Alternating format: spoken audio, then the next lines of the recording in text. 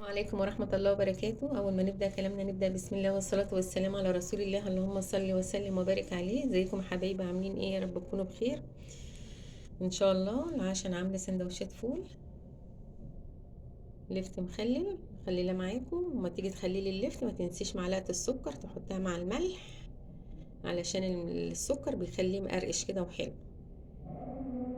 وفي حاجة كمان، لما تيجي تخللي اللفت بتحطي له معلقتين ملح وهو في المصفى عشان يصفي ميته كده ويبقى جميل.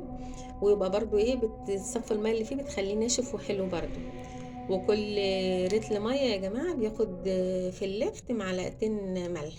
معلقتين ملح كده مساح، مش الهربيين يعني كده، او علشان اللفت مش بيحب الملح الكتير.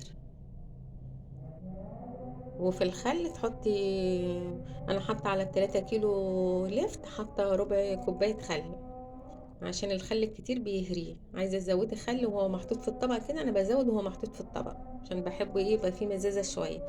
بس مش بكتر في البرطمان بتاع التخليل. ليه؟ عشان ما يتهريش ويبقى حلو، عشان الخل كده من طبيعته بيهري الحاجه.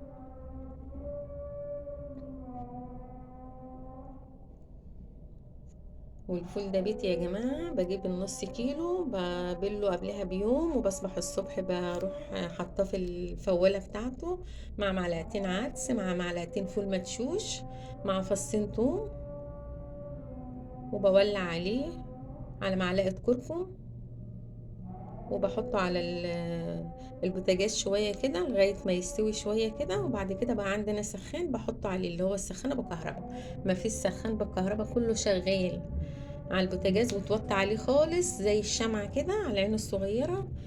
وبسم الله ما شاء الله بيستوي على طول يعني. وربنا يحسن ما بين ايدينا جميعا يا رب، اللهم امين يا رب العالمين.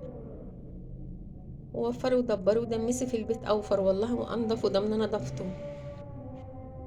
ربنا يديمها نعمة ويحفظها من الزوال، اللهم امين يا رب العالمين.